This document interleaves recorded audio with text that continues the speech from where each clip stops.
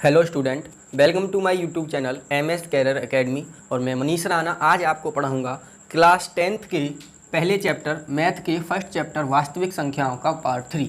तो इससे पहले हमने आपको दो पार्ट प्रोवाइड करवा दिए हैं, जिसमें हमने पहले पार्ट में आपको चैप्टर में इंपॉर्टेंट जो संख्याएं हैं उनसे इंट्रोड्यूस करवाया था। उसके बाद दूसरे वाले लेक्चर में हमने आपको बताया था कि वास्तविक संख्याओं का दशमलव प्रसार किस प्रकार किया जाता है, और फिर हमने बताया था कि कोई भी परिमेय संख्या हो उसका जो दशमलव प्रसार है वो शांत होगा या अशांत होगा, हम बिना भाग की प्रक्रिया के कैसे उसे बता सकते हैं। तो ये सारी चीज़ें हमने जो पार्ट 2 है उसमें बताया था। तो आज हमारा बहुत ज़्यादा इम्पोर्टेंट टॉपिक है जिसका नाम है यूक्लिड विभाजन प्रमेय का।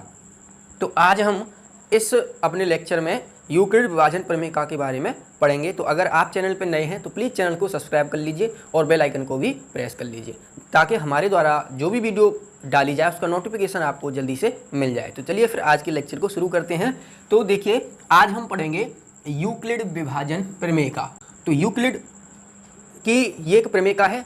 तो एक मैथमेटिशियन थे यूक्लिड, उन्होंने इस प्रमेय का को दिया था। तो ये क्या है और इसे हम गणितीय रूप में कैसे पढ़ेंगे, कैसे से क्वेश्चनों में हम अप्लाई करेंगे, वो सारी चीज़ें हम आपको पढ़ाएंगे। तो चलिए फिर देखते हैं। तो देखिए, यूक्लिड ने क्या बताया कि मैं आपको पहले एक एग्जाम्पल के माध्यम से आपको समझाता हूँ।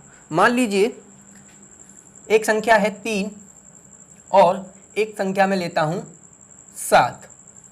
तो देखिए, आप यहाँ पर देख सकते हैं कि जो 7 है 7 3 से बड़ा है।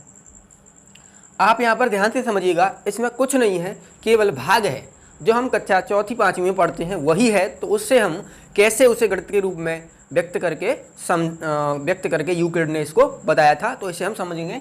तो यहाँ पर 7 बड़ा है 3 से, तो हम क्या कर सकते हैं, 7 में 3 से भाग लगा सकते हैं। तो देखिए, अगर मैं 7 में 3 से भाग लगाऊं तो क्या होगा, 3 दूनी 6, यहाँ क्या मिलेगा 1, जो क्या है शेषफल है।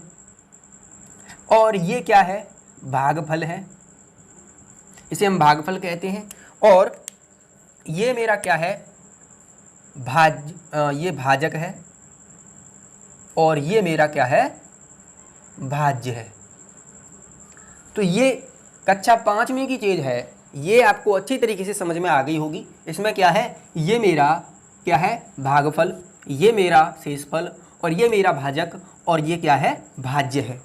अब हम यहाँ से एक कंडीशन समझ सकते हैं कि देखिए, अगर मुझे मान लीजिए मुझे ये 7 प्राप्त करना हो तो मैं कैसे प्राप्त करूँगा। देखिए, मुझे 7 को प्राप्त करने के लिए क्या करना पड़ेगा कि अगर मैं इन दोनों का यानी भाजक और भागफल का गुणनफल करूं, तो भाजक मेरा कितना है 3 और मेरा भागफल है 2, और उसमें शेषफल को जोड़ दूं तो देखिए क्या मिल जाएगा, 3 दूनी 6 प्लस 1 यानी 7 मिल जाएगा। तो यहाँ से देखिए, अगर मैं इस चीज़ को इस संख्याओं में यहाँ तो मैंने इस संख्याओं में व्यक्त किया है।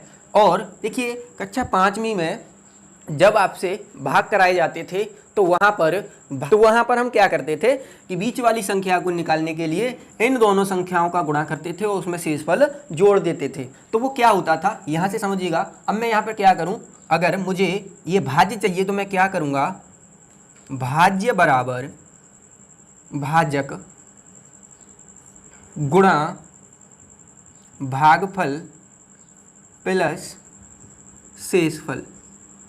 ये मैं अगर करूं तो देखिए, यहाँ मैंने यही किया था तो मुझे क्या मिला था, भाजक। तो यहाँ से मुझे क्या मिल जाएगा, भाज्य मिल जाएगा। तो यहाँ पर अब आप यहाँ पर इस चीज़ को समझिएगा कि यूक्लिड ने क्या किया कि इसको, ये जो तुम्हारा भाज्य है मैं यहाँ पर लिख देता हूँ, भाजक, भाज्य और भागफल और शेषफल। तो यहाँ पर यूक्लिड ने क्या किया कि भागफल को माना Q, भागफल को यूक्लिड ने क्या माना Q, और भाजक को क्या माना B, और भाज्य को क्या माना a और शेषफल को क्या माना r। तो यहाँ पर ये यूक्लिड ने माना। अब हम क्या करें, अगर इनको जैसे मैं भाज्य की जगह पर क्या रख दूं a, भाज्य की जगह पर क्या रखूं a, और देखिए भागफल की जगह पर क्या रखूं q इनटू भागफल सॉरी भाजक है, तो भाजक की जगह पे मैं रख देता हूं b, भाजक की जगह पे b, और भागफल की जगह पे रख देता हूं q, और प्लस शेषफल की जगह रख देता हूं r। तो यहां से ये क्या बन जाएगा, a बराबर बी क्यू प्लस r, और ये क्या है, यही यूक्लिड विभाजन प्रमेय का है। तो यहाँ पर मैंने आपको क्या बताया, देखिए मैं पुनः आपको बता देता हूँ कि मैंने यहाँ पर दो संख्याएं ली जिनमें एक 3 है और एक 7 है, और 3 बड़ा है 7 से। अगर 3 बड़ा है 7 से तो मैं आसानी से भाग लगा सकता हूँ। तो मैंने क्या किया, यहाँ पर 7 को 3 से भाग लगाया तो मेरा भागफल आया 2 और यहाँ पर शेषफल आया 1। तो मैं क्या कर सकता हूँ, यहाँ पर भाज्य जिससे हम भाग लगाते हैं उसे हम बोलते हैं भाजक, और जिसमें भाग लगाते हैं उसे हम बोलते हैं भाज्य, और जो हमारा निकल के आता है कितनी बार भाग गया है उसे हम बोलते हैं भागफल, और जो शेष बचेगा उसे हम बोलेंगे शेषफल। तो फिर मैंने आपको प्रूव करके भी बताया कि हम भाज्य के बराबर भाजक और भागफल का गुणनफल प्लस शेषफल करें तो हमको भाज्य ही मिल जाएगा। तो हमने यही किया कि यहाँ पर 3 गुणा 2 यानी भाजक गुणा भागफल किया और उसमें शेषफल जोड़ दिया, तो हमको क्या मिल गया, भाज्य। फिर हमने आपको क्या बताया कि यूक्लिड ने भागफल को क्या माना q, और भाजक को माना b, और भाज्य को माना a, और शेषफल को माना r। तो हमने यहाँ पर इन्हीं में भाज्य की जगह पर रख दिया a, भाजक की जगह पर रख दिया b, और भागफल की जगह पर रख दिया q, और शेषफल की जगह पर रख दिया r। और यही हमारी क्या है, यूक्लिड विभाजन प्रमेय का है। यहाँ पर एक चीज़ आपको और समझ लेनी है और वो मैं आपको समझाता हूँ। तो यहाँ से मान लीजिए मैं यहाँ पर 2-3 भाग लेता हूँ और फिर आपको समझाता हूँ मैं आपको क्या समझाना चाह रहा हूँ। मान लीजिए मैं आपको 3 में 3 का भाग 15 और 4 का भाग 17 मैं लगा के बताता हूँ मैं आपको क्या बताना है मुझे। तो देखिए यहाँ क्या होगा, 3 चौके 5 15, 3 5 15, तो यहाँ पर क्या मिला, शेषफल क्या मिला, 0 मिला। अगर यहाँ पर मैं इसमें भाग लगाऊंगा तो 4 चौके 16, क्या मिला, शेषफल 1। तो यहाँ पर आप इसको ध्यान से समझिएगा कि यहाँ पर एक बार तो आपको शेषफल मिला 0 और एक बार शेषफल मिला 1, और आप कोई भी भाग करेंगे, यहाँ पर आप किसी भी संख्या में भाग लगाएं तो वहाँ पर क्या होगा, आपका जो शेषफल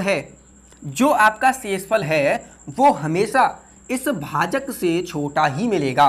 तो यहाँ पर जो हमारा भाजक है, भाजक कितना है हमारा 3, वो बड़ा है शेषफल से, शेषफल। और यहाँ पर भी आप देख रहे हैं कि यहाँ पर भी जो हमारा भाजक है वो शेषफल से बड़ा है। तो आप किसी भी भाग को लें उसमें हमेशा आपका शेषफल या तो 0 होगा या फिर भाजक से छोटा ही होगा।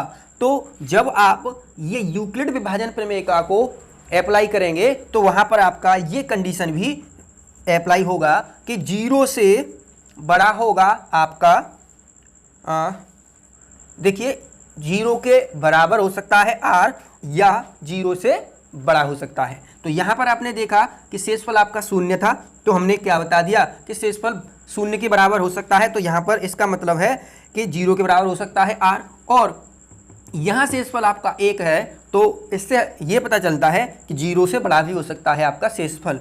और फिर जो शेषफल है वो हमारा हमेशा भाजक से बड़ा होगा। तो भाजक, देखिए भाजक को हमने क्या माना है, यहाँ पर भाजक को माना है b, तो क्या हो जाएगा b।